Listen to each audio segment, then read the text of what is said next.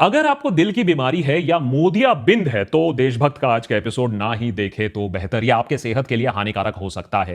क्योंकि हमारे देश की खस्ता अर्थव्यवस्था के बारे में हम कुछ टाइम से देशभक्तों को चेतावनी देते आए हैं, कहते आए हैं कि स्टॉक मार्केट से हमारी ब्रॉडर इकोनॉमी का जो तालमेल है वो कुछ बाकी ही नहीं रह गया है। क्योंकि देश में ना निवेश हो रहा है, ना अच्छे दर पर मैन्युफैक्चरिंग हो रहा है, ना नौकरियां बढ़ रही हैं, अमीर अमीर हो रहा है, गरीब और गरीब हो रहा है।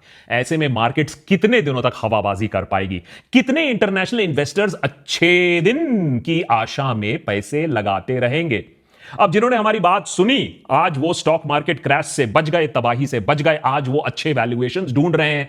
जिन्होंने हमारी बात नहीं सुनी वो सर पकड़कर बैठे हुए हैं। और आज हम जो बात करने वाले हैं उसको समझने के लिए भी आपको कोई मार्केट गुरु होने की जरूरत नहीं है, बस दिमाग में गू ना हो, क्योंकि अगर वो होगा तो आज की बात भी समझ में नहीं आएगी।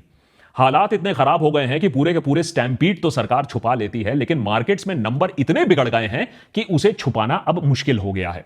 पिछले 3 सालों में एफएनओ की लत चलते 1 करोड़ से ज्यादा ट्रेडर्स ने करीबन 2 लाख करोड़ का नुकसान झेला। चलिए, ये तो एडिक्शन है, लेकिन जो सावधानी से जो लोग निवेश कर रहे थे उनका भी पजामा अब फट रहा है। निफ्टी 500 स्टॉक्स एक साल में 30 से 70% तक गिरे हैं। 1/3 एनएसई 500 स्टॉक्स कोविड के पहले के दामों में अभी मिल रहे हैं। मार्केट में फायर सेल चल रहा है, लेकिन लोगों के पास पैसे नहीं है डिस्काउंट में भी शेयर्स खरीदने के लिए। एफआईआईज ने इस साल 2025 में 1 लाख करोड़ से ज्यादा पैसा मार्केट से खींच लिया है, और यह पैसा भारत में जल्द वापस आने वाला नहीं है। क्यों? पता लगाते हैं आज। 20 साल में ऐसा पहली बार हो रहा है कि एचयूएल, आईटीसी, एफएमसीजी स्टॉक्स, रोजमर्रा की चीजें बनाने वाली कंपनियां, वो भी इस मार्केट में हार मान जा रही हैं। क्यों? दुनिया का सबसे तेजी से ग्रो करने वाला मेजर इकोनॉमी, आज उसका स्टॉक मार्केट दुनिया का वर्स्ट परफॉर्मिंग कैसे बन गया? हमारा रुपया डॉलर के प्रति 90 छूने की तैयारी क्यों कर रहा है? Worst performing amongst Asian currencies आज हम क्यों बन गए हैं? इन सब चीजों के बारे में आज बात होगी, तो जाहिर सी बात है कि भक्त मंडली को तो गुस्सा आ जाएगा। जैसे कि ठीक मेरे इस ट्वीट से उनको गुस्सा आ गया था जब मैंने 2 रुपए वाले ट्रोल्स को यह याद दिला दिया कि अगर आपने 1 साल पहले मार्केट में पैसा लगाया होता, 100 रुपए लगाया होता, तो आपको 2 रुपए वापस मिलते। वो भी 2 रुपए वापस नहीं मिलते, क्योंकि टाई का टैक्स होता, इन्फ्लेशन होता, वो 2 रुपए को भी खा जाता। लेकिन यह बात भी सही है कि मार्केट्स तो 1 साल का खेल है ही नहीं, 3 साल 7 साल की बात होती है, लॉन्ग टर्म इन्वेस्टमेंट की बात होती है। लेकिन इस बात पर स्टैम्प पेपर पर गारंटी कौन लेगा कि मार्केट्स 3 या 7 साल बाद छप्पर फाड़ कर परफॉर्मेंस आपको लिखित देगी? देशभक्त के आज के एपिसोड में 10 ऐसे कड़वे सच जो आपको जानने चाहिए मार्केट्स के बारे में, करेंसी के बारे में और हमारी अर्थव्यवस्था के बारे में, जिससे आप इस आर्टिफिशियल हाइप से बच पाएं, अपने पैसे, अपना निवेश बचा पाएं। जैसे कि इस चार्ट को देखो, 2001 से 2010, एक दशक के बीच में मार्केट्स ने 18% रिटर्न दिया, बहुत अच्छा। लेकिन फिर 2011 से लेकर 2020 के बीच में सिर्फ 8.8% हमें रिटर्न मिला। 2021-2023 के बीच में 12.4% रिटर्न, जबकि मार्केट का गुड फेज चल रहा था।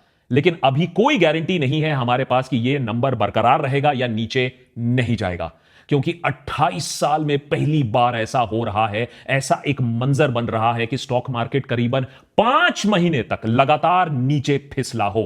क्या ये स्टॉक मार्केट करेक्शन हम कह सकते हैं, या इसे एक स्लाइडिंग क्रैश कहेंगे जिससे वापस आना मुश्किल हो सकता है?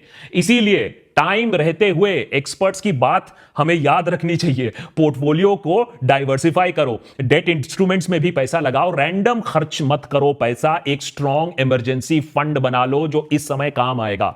जैसे कि फिक्स डिपॉजिट तक भी ये एक सेफ ऑप्शन बनता है, स्पेशली जब आपको 9% तक का रिटर्न मिल सकता है। अगर आपको मार्केट्स में 30 to 40% का लॉस झेलना पड़ रहा है तो 9% एफडी का रिटर्न भी एनी डे बेटर है।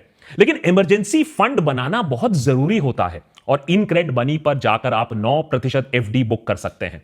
लेकिन याद रखिए, यह 9% रिटर्न भी आरबीआई के हिसाब से कब तक मिल पाएगा इसका गारंटी नहीं है, क्योंकि आरबीआई ने रिसेंटली रेट कट किया है और उसके वजह से थोड़े बैंक्स ने ऑलरेडी अपने एफडी रेट्स कम कर दिए हैं, और रेट्स कट होंगे, एफडी के रेट्स भी गिरेंगे। तो ये एक बढ़िया टाइम है अपना इमरजेंसी पोर्टफोलियो, इमरजेंसी फंड बनाने का।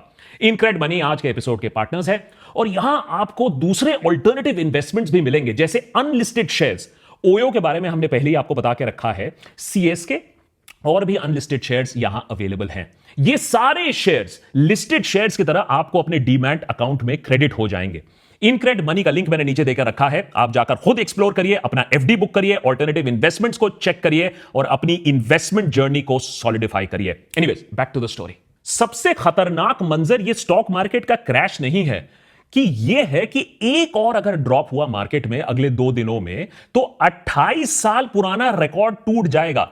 5 महीने कंटिन्यूअस डिक्लाइन, अगर फरवरी का पूरा महीना ये 2 दिन और भी रह गए तो पूरा 5 महीना डिक्लाइन। ये सिस्टमैटिक इशू दिखाता है कि हमारे स्टॉक मार्केट में एक प्रॉब्लम है। किसी एक वजह से सडनली क्रैश नहीं हुआ, मार्केट रिकवर नहीं किया। ये एक्सटर्नल शॉक नहीं है, इंटरनल फ्लॉ है। और इसमें एक बहुत बड़ा फ्लॉ यह है कि फॉरेन इंस्टीट्यूशनल इन्वेस्टर्स ने 2 लाख करोड़ रुपए खींचे हैं अक्टूबर 2024 से लेकर अभी तक।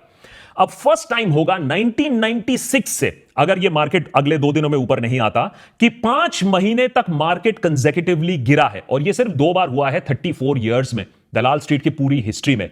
मार्केट कैपिटलाइजेशन हमारी $4 ट्रिलियन से नीचे आ गई है। 14 महीने में पहली बार ऐसा हुआ है। और देखिए, अरे ब्लू चिप कंपनी आप छोड़िए, मिड कैप्स की हालत देखिए 20% डाउन, स्मॉल कैप्स की हालत देखिए 23% डाउन। अब सोचिए ये वापस आते आते इनको कितना टाइम लगेगा। दूसरा प्रॉब्लम यह नहीं है कि दुनिया भर में स्टॉक मार्केट्स अंडर परफॉर्म कर रही हैं। हांगकांग का हैंसेंग देखिए 17% अप, यूरोपियन इंडिसेस देखिए डैक्स, सीएससी, फुटसी अगर आप देखें तो 13% तक अप है। यूएस इंडिसेस की बात करें तो डाउ जोन्स अगर आप देख लें, एसएनपी देख लें, 2-3% से वो भी ऊपर गई हैं। तो प्रॉब्लम यह है कि इंडिया में चीजें इतनी खराब क्यों हैं। और इसकी एक और मेजर प्रॉब्लम कि इन्वेस्टर्स वापस क्यों नहीं आएंगे, इन्वेस्टर्स अपना पैसा कहां लगा रहे हैं, उस पर मैं अभी आता हूं। लेकिन यह कितना बड़ा एक इशू है हमारी इकोनॉमी को, कैसे यह दर्शाता है। पहली बार 20 साल में पहली बार FMCG stocks, Hindustan Unilever, ITC, Asian Paints, ये आम रोजमर्रा की चीजें बनाते हैं, फूड आइटम्स बनाते हैं, घर की चीजें बनाते हैं जो आप एवरीडे इस्तेमाल करते हो। इसीलिए इन्हें डिफेंसिव स्टॉक्स कहा जाता है कि जब मार्केट गिरती है तो कम से कम ये स्टॉक्स अपने आप को होल्ड करते हैं। लेकिन आज अगर आप देखें, निफ्टी एफएमसीजी इंडेक्स देखें 20% तक डिक्लाइन कर चुका है सितंबर 2024 के दरों से। अब यह सरप्राइज नहीं है हमारे लिए, हमने बार बार यह चीज दिखाई है कि देश में लोगों के पास बेसिक चीजें खरीदने को पैसे नहीं है, बिस्किट खरीदने को पैसे नहीं है। नेस्ले के सीईओ ने महीनों पहले यह बात बताई थी कि कैसे देश में परचेजिंग पावर कम हो रही है। इसमें इकोनॉमिक्स और इकोनॉमिक डिग्री की जरूरत नहीं है, यह कॉमन सेंस की बात है।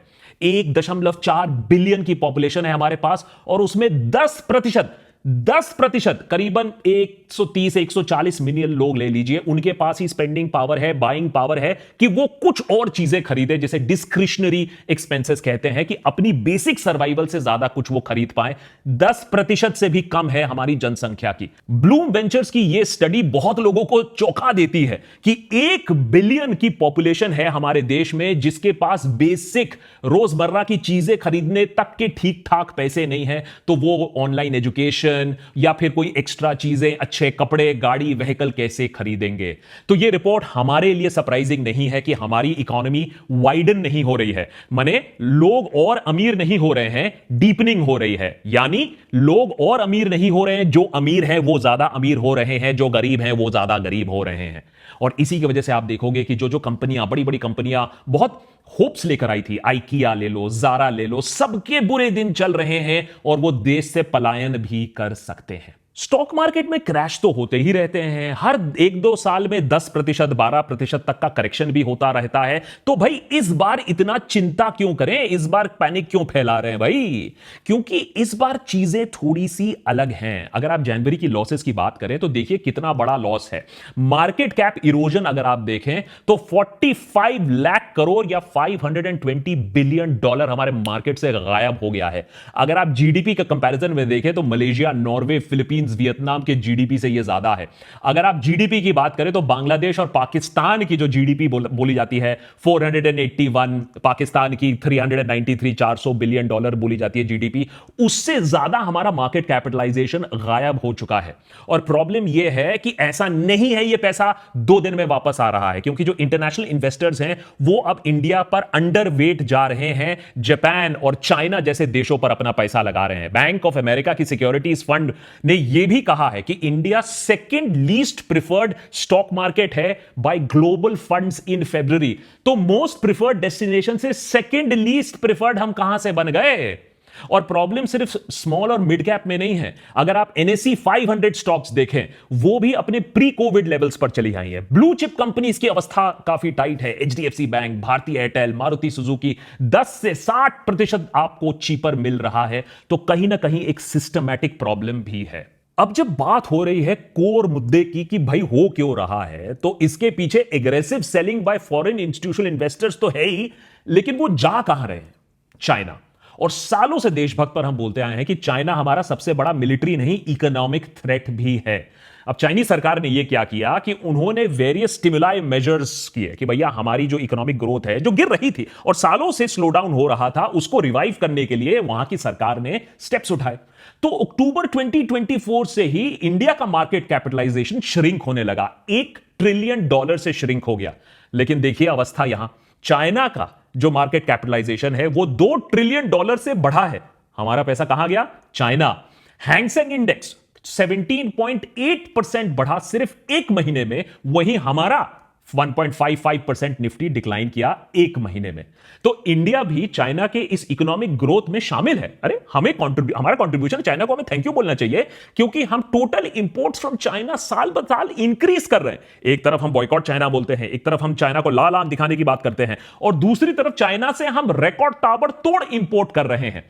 पिछले 10 महीनों में, माने इस फाइनेंशियल ईयर में, अप्रैल 2024 से लेकर जनवरी 2025 तक हमने ऑलरेडी $95.1 बिलियन का सामान इंपोर्ट कर लिया है। टोटल इंपोर्ट फाइनेंशियल ईयर में $101 बिलियन की अभी बात हो रही है। यह $85 बिलियन था लास्ट ईयर, और अब हम $101 बिलियन पे चले गए हैं। 10% से भी ज्यादा का ग्रोथ। क्या बात है, और कितना शुभ नंबर है। $101 बिलियन अपने सबसे बड़े दुश्मन से हम सामान इंपोर्ट करा रहे हैं। इतना डिपेंडेंस है हमारा चाइना के ऊपर। उधर इंडिया के एक्सपोर्ट्स टू चाइना के क्या कहने। पहले तो हम $13.5 बिलियन का एक्सपोर्ट करते थे, अब वो भी सिकुड़ गया। 14% 15% सिकुड़ कर $11.5 बिलियन तक आ गया है। तो एक्सपोर्ट्स पर एक्सपोर्ट्स हम ले रहे हैं चाइना से, और उनको हम क्या भेज रहे हैं? $11.5 बिलियन। लेकिन ऐसा नहीं है कि सारी गलती चाइना की है। गलतियां तो काफी कुछ हैं, कुछ इंटरनल, कुछ एक्सटर्नल, कुछ हमारे हाथ में और कुछ हमारे कंट्रोल से बाहर। सबसे बड़ी वजह economic uncertainty. President Donald Trump ने ये जो रेसिप्रोकल टैरिफ जो अनाउंस किया कि भैया जितना हम पर लगा रहे हो हम भी तुम पर टैरिफ लगाएंगे, उसके वजह से हमारी मार्केट अनसर्टेनिटी और भी बढ़ जाती है। इंटरनेशनल इश्यूज भी हैं। यूएस बैंक्स अब अपना सोना वापस ले रही है, लंदन से न्यूयॉर्क वापस मंगवा रही है। एक ट्रेड वॉर इरप्ट होने की बात चल रही है, ग्लोबल ट्रेड वॉर। इसके वजह से क्या हो रहा है? इन्वेस्टर्स भी अपनी पोजीशन ना इक्विटी से हटाकर गोल्ड में डाल रहे हैं, क्योंकि गोल्ड में पैसा बन रहा है। लेकिन कुछ चीजें हमारे कंट्रोल में भी है। अगर हम अपनी अर्निंग्स देखें, अपनी कंपनीज की Q3 अर्निंग्स देखें, तो वो डिसअपॉइंटिंग रही है। नतीजा दिखा नहीं रहे हैं, रिजल्ट्स आ नहीं रहे। उसके ऊपर हमारे जो स्टॉक्स हैं उनकी वैल्यूएशन इतनी ज्यादा है कि अब कोई खरीदने को तैयार नहीं। उसके ऊपर यूनियन बजट में कैपिटल एक्सपेंडिचर लार्जली अनचेंज रखा, माने सरकार खर्चा नहीं करेगी। इसके वजह से कंपनीज भी नहीं बढ़ेंगी। और यह दिखाता है फर्स्ट एडवांस्ड एस्टिमेट्स जो कि एनएसओ ने दिया है, स्टैटिस्टिकल ऑर्गेनाइजेशन ने, कि इंडिया की जीडीपी ग्रोथ अब एक्सपेक्टेड टू डिक्लाइन टू 6.4% है। यह लोएस्ट है इन 4 इयर्स। तो हमारा जीडीपी ग्रोथ भी कम हो रहा है, स्टॉक मार्केट को वो दर्शाना पड़ेगा। अब जब स्टॉक मार्केट इतनी नीचे जा रही है, तो कहीं ना कहीं रिटेल इन्वेस्टर्स के भी पसीने छूट रहे हैं। याद रखिए, कोविड काल के बाद यह पहला बड़ा मार्केट श्रिंकेज है, मार्केट क्रैश है। जो पहली बार मार्केट्स में इन्वेस्ट कर रहे हैं वो तो अपना सर पकड़कर बैठे हुए हैं। सिस्टमैटिक इन्वेस्टमेंट प्लान पर लोग अब ब्रेक लगा रहे हैं। माने एसआईपी स्टॉपेज रेशियो जिसे बोलते हैं, डिसकंटिन्यूड और एक्सपायर्ड एसआईपी बतौर न्यू रजिस्ट्रेशन, तो वो 109% तक पहुंच चुका है। तो ज्यादा लोग अब अपने एसआईपीज रोक रहे हैं, कम लोग नया एसआईपी स्टार्ट कर रहे हैं। तो नए एसआईपी कम हो रहे हैं एक महीने में। अगर आप बात करें टोटल अमाउंट की भी, तो वो थोड़ा सा कम हुआ है दिसंबर और जनवरी में। दिसंबर में 102.7 मिलियन था, जनवरी में मॉडेस्ट डिक्लाइन दिखा गया है, 0.5% डिक्लाइन है। तो अभी उतना भी नहीं है। लोग अभी भी विश्वास रखते हैं इंडिया स्टोरी में, अभी भी पैसा लगा रहे हैं। Total SIP assets under management drop हुआ है। 13.6 ट्रिलियन दिसंबर में था, 13.2 ट्रिलियन जनवरी में हुआ है। लेकिन by and large 45% young Indians आज भी बोलते हैं कि हम अपना primary investment choice stock market में ही है, हम अपना पैसा वहीं लगा रहे हैं। लेकिन इसमें एक वार्निंग मैं जरूर देना चाहूंगा। स्टॉक मार्केट में पैसा लगाना, एफएनओ में पैसा लगाना, फ्यूचर्स एंड ऑप्शंस में पैसा लगाना एक एडिक्शन बन गया है। 1 करोड़ ट्रेडर्स ने करीबन 2 लाख करोड़ रुपए खोए हैं 3 सालों में। मैं नहीं कह रहा हूं, यह सेबी की स्टडी रिपोर्ट बताती है। सेबी के रिपोर्ट के अनुसार 7% लोग हैं जो एफएनओ ट्रेड करते हैं जो 3 साल में कोई प्रॉफिट दिखा पाए हैं। तो प्लीज इन्वेस्ट करिए, ध्यान से करिए, लॉन्ग रन में करिए। ये इंस्टा इन्फ्लुएंसर्स के दिखावे में मत आइए कि एफएनओ में पैसा लगा दिया और कल हम दुबई में बैठे हैं, रोल्स रॉयस चला रहे हैं। अल्टीमेटली सारी चीजें इकोनॉमिक्स में कनेक्टेड होती हैं, मार्केट्स कनेक्टेड होती हैं इकोनॉमी से, इकोनॉमी कनेक्टेड होती है आपके रुपए के वैल्यूएशन से। और हमारी इकोनॉमी की खस्ता जो हालत है अब वो रुपए पर भी दिखती है। रुपया डिक्लाइन कर चुका है 87 टू द डॉलर। ये worst performing amongst Asian currencies बन गया है 2025 में। इस साल हमारी रुपया की हालत और भी खस्ता हो चुकी है। अब इसकी भी काफी वजह है, अनसर्टेनिटी जो ट्रेड टैरिफ है उसके वजह से, और जो पैसा इंडिया से बाहर जा रहा है। जब लोग आपके देश में पैसा ही नहीं लगाएंगे तो आपकी रुपया की जो वैल्यू है वो बढ़ेगी कैसे? तो वीकनिंग रुपी तो डेफिनेटली है, स्ट्रेंथनिंग डॉलर उसके पीछे एक रीजन है। जब डॉलर और तगड़ा हो रहा है तो इसमें निर्मलता ही एक तरफ से थोड़ा सा सही थी कि डॉलर स्ट्रेंथन हो रहा है, लेकिन वो पूरा सच नहीं है, वो आधा सच है। डॉलर स्पाइक क्यों हो रहा है? क्योंकि डॉलर बॉन्ड में ज्यादा पैसे मिल रहे हैं। अब जब आदमी यूएस बॉन्ड में जाकर पैसा लगा देगा तो उसको इंडिया में रिस्क लेने की क्या जरूरत है? उसको बैठे बैठे वहां पैसे मिल रहे हैं। उसके ऊपर हमें ऑयल प्राइस वोलेटिलिटी से भी डील करना पड़ता है। याद रखिए, हमारे जैसे देश को भारी मात्रा में ऑयल इंपोर्ट करना पड़ता है। उसका इंपैक्ट रशिया यूक्रेन वॉर की वजह से पड़ेगा, मिडिल ईस्ट क्राइसिस के वजह से पड़ेगा, रेड सी शिपिंग इशू की वजह से पड़ेगा। तो बहुत सारी इश्यूज हैं जिसकी वजह से oil is a major playing factor. दूसरी करेंसीज भी हिट हुई हैं, लेकिन ये वाला जो डिबेट है ना, ये एक फर्जी डिबेट है। दूसरी करेंसीज क्या कर रही हैं, नहीं कर रही हैं, उससे हमें मतलब क्यों नहीं है, वो मैं आपको 1 मिनट में समझाता हूं। दूसरे देशों से हमें इसलिए कंपेयर नहीं करना चाहिए क्योंकि इंडिया अपना बहुत सारा एसेंशियल कमोडिटी बाहर से खरीदता है। हर दूसरा देश नहीं होता है जो 87% अपना क्रूड ऑयल बाहर से मंगवाता है और डॉलर में उसके लिए पैसा देता है। अगर मैं फाइनेंशियल ईयर 2024 की बात करूं तो 130 बिलियन डॉलर से ज्यादा तो हमने ऑयल इंपोर्ट किया है। अब जब डॉलर महंगा होगा, ऑयल महंगा हो जाएगा और पूरी जो इकोनॉमी है वो इन्फ्लेशन से, उसको इन्फ्लेशन की मार पड़ेगी। इसे कहते हैं इंपोर्टेड इन्फ्लेशन। जब ऑयल महंगा होता है कुछ महंगा हो जाता है। उसके ऊपर इंपोर्ट्स जब एक्सपोर्ट से ज्यादा हो जाएंगी तो रुपये और अपने आप में कमजोर हो जाएगा। इसका मतलब है इलेक्ट्रॉनिक्स, केमिकल्स, हर चीज खरीदने में हमारे ही बटुए पे और स्ट्रेन पड़ेगा। इसको कहते हैं डबल वैमी। माने कंपनीज जिन्होंने बाहर से कर्जा उठाया, अब उन्हें ज्यादा पैसा देना पड़ेगा, इंडिया को भी ज्यादा पैसा देना पड़ेगा। हमारा जो एक्सटर्नल डेट है वो $682 बिलियन इन जून 2024 हो गया। $13 बिलियन तो अपने आप 3 महीने में बढ़ गया क्योंकि दर अलग हो गए। अब कुछ बिजनेसेस के लिए यह फाइनेंशियल ट्रबल हो सकता है। जिन्होंने भारी रकम पर डॉलर में कर्जा लिया, अब उन्हें ज्यादा पैसा देना पड़ेगा। ठीक उसी तरीके से जैसे स्टूडेंट्स, अगर हम स्टूडेंट्स का एक एग्जांपल लेते हैं, यूएस यूनिवर्सिटी चार्ज करती है मान लीजिए $40,000 पर ईयर, तो कॉस्ट टू स्टूडेंट क्या पड़ेगा रुपया में? About 32 lakh rupees. लेकिन ये एक्सचेंज रेट जब 80 है, अब ये उसी एक्सचेंज रेट को आप 87 टू द डॉलर कर दोगे तो वही $40,000 आपको पड़ेगा 35 लाख रुपीस। 3 लाख रुपए बैठे बैठे ज्यादा खर्चा आपका बढ़ गया। जैसे ही डॉलर रुपया में यह चीज होता है तो मीडिया में एक बात फैलाई जाती है कि नहीं नहीं, ये कहीं कुछ लोगों के लिए अच्छा भी हो सकता है। हो सकता है, बिल्कुल हो सकता है। डेप्रिशिएटिंग रुपी अच्छा हो सकता है, एनआरआईज के लिए अच्छा हो सकता है। वो जो पैसे वापस भेज रहे हैं उनके लिए उनको और अच्छा दर मिलेगा। पहले सोच लो कोई $10,000 वापस घर भेज रहा हो, उसको 8 लाख रुपए मिल रहे थे 80 रुपीज टू द डॉलर में। लेकिन अब सोच लीजिए वही पैसा 8.7 लाख हो जाएगा। मतलब कुछ ही दिनों में 1 लाख का फर्क हो जाएगा पिछले और अब से। इतनी तेजी से रुपया गिर रहा है। अब बोला जाता है 9 बजे के शोज में कि नहीं नहीं, हमारे एक्सपोर्टर्स के लिए बहुत अच्छा न्यूज है क्योंकि हमें और अच्छे दाम मिलेंगे। लेकिन एक्सपर्ट्स कहते हैं कि यह सही चीज नहीं है क्योंकि एक्सपोर्ट्स के दर तो बढ़ेंगे, हमें अच्छे दाम मिलेंगे, हम ज्यादा कंपेटिटिव बनेंगे, लेकिन वो एक्सपोर्ट का सामान बनाने के लिए चीजें भी तो हम इंपोर्ट कर रहे हैं, वो भी तो महंगे हो जाएंगे। और इंडिया में मेजरली हम चीजों को इंपोर्ट करते हैं और इसीलिए चाइना से $100 बिलियन का हम सामान इंपोर्ट करते हैं। तो जो रॉ मटेरियल्स हैं वो महंगे हो जाएंगे, तो आपके एक्सपोर्ट में आपको कोई खास बेनिफिट मिलने वाला नहीं है। यह न्यूज में सुनाने के लिए बहुत अच्छा लगता है, लेकिन सच्चाई तो यही है कि इससे कोई खास बेनिफिट नहीं है। और सच्चाई यह भी है कि हमने अपने फॉरेन रिजर्व्स लगा दिए, $80 बिलियन लगा दिए सितंबर से लेकर अभी तक कि रुपया को किसी तरीके से हम बचाएं। लेकिन बचा नहीं पाए। तो अब यह बोला जा रहा है कि नहीं, अब आरबीआई ने स्ट्रेटेजिक गाइडेंस लिया है, कैलिब्रेटेड मूव लिया है, आरबीआई ने अपना ग्रिप लूजन कर दिया है और हम जानबूझ के रुपये को डिप्रिशिएट करने दे रहे हैं अगेंस्ट द यूएस डॉलर। यह और कुछ नहीं है, यह जुमला है, क्योंकि हमारी सरकार को समझ में आ चुका है कि अब हम रुपया को और बचा नहीं सकते हैं, रुपया ओवर वैल्यूड है। कुछ एक्सपर्ट्स के अनुसार ऑलरेडी हम इसको काफी ओवर वैल्यू करके बैठे हैं। एक चीज होती है जिसको कहा जाता है inflation adjusted real effective exchange rate, और रीर, REER। उसके अकॉर्डिंग रुपया 108 है टू द डॉलर। इसका मतलब है कि रुपया is over valued bye more than 8%।